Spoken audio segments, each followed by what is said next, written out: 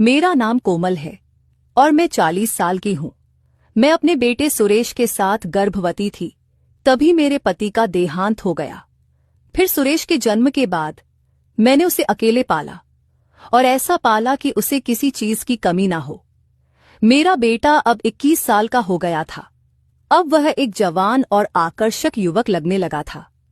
लेकिन तभी कुछ समय से मुझे एक अजीब सा खालीपन महसूस होने लगा, जो मेरे लिए बहुत परेशानी का कारण बन रहा था। तभी मेरे मन में विचार आया कि मैं किसी अच्छे रिश्ते को स्वीकार कर लूं।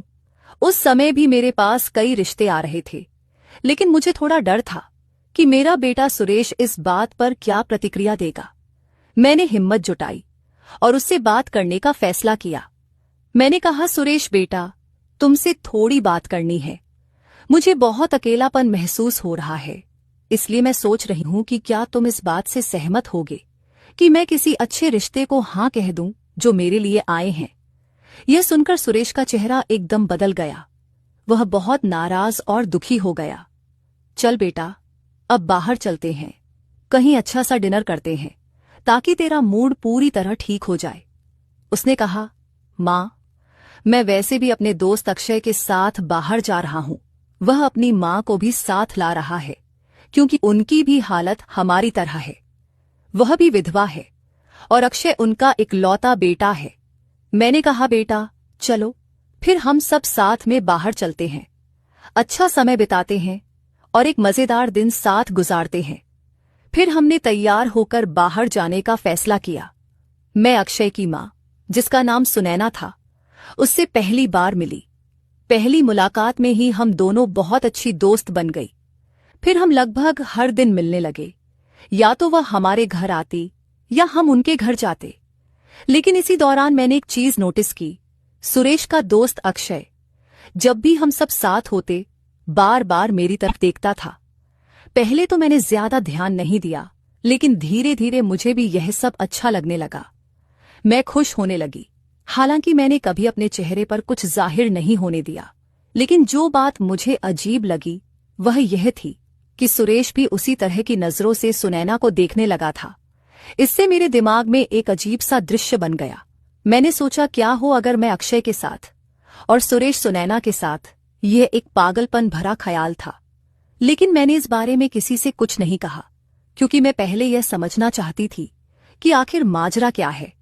कुछ दिन बाद सुरेश ने मुझसे पूछा, माँ, क्या तुम अभी भी शादी के बारे में सोच रही हो? मैंने कहा, नहीं बेटा, मैंने तुमसे वादा किया था ना कि मैं इस बारे में दोबारा नहीं सोचूंगी। लेकिन मुझे माफ करना, मैं एक औरत हूं और अभी भी जवान हूं। यह स्वाभाविक है कि एक दिन तुम शादी करोगे, अपनी पत्नी के साथ अलग रहोगे, तब मैं फिर अकेली रह जाऊंगी। मैं उससे यह सब बातें कर रही थी ताकि उसकी प्रतिक्रिया देख सकूं। तभी मुझे वह दृश्य याद आया जब हम सब साथ में बैठे थे। मैंने हिम्मत जुटाई और सुरेश से कहा, बेटा, एक सच बताऊं? उसने कहा, हाँ माँ, बोलो ना। मैंने कहा, बेटा, उस दिन जब हम सब साथ में डिनर कर रहे थे, मैंने देखा कि तुम सुनैना जी को कैसे देख रहे थे।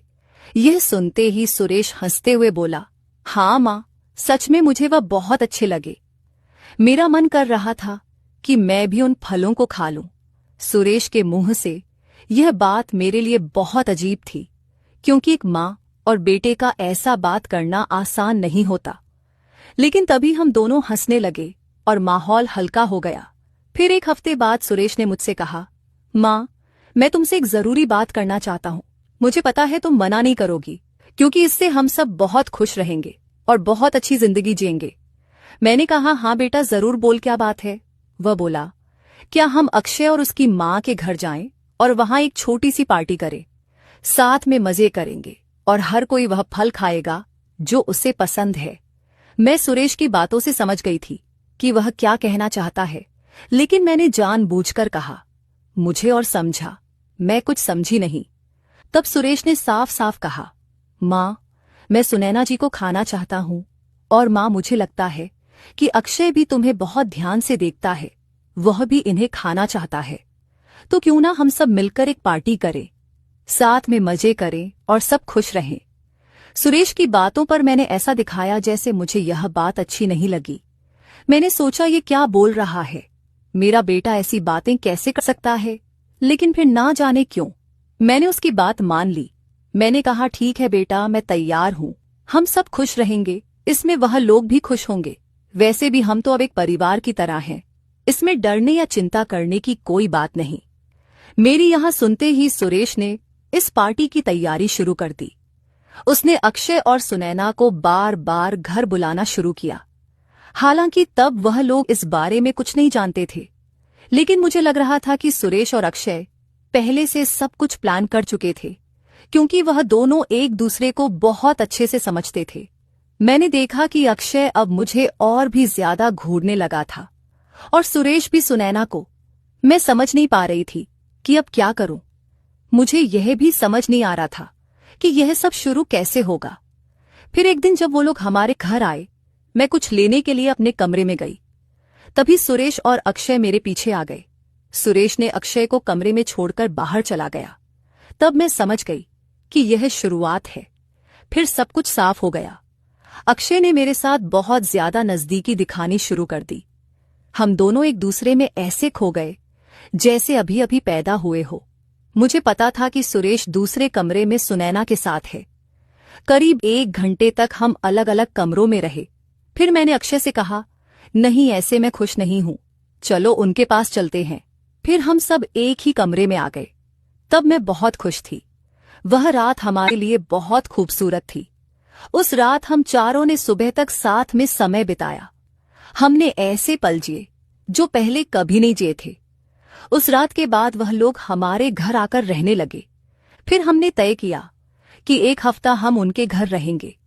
अगर आप जानना चाहते हैं कि आगे क्या हुआ तो मेरे साथ जुड़िए।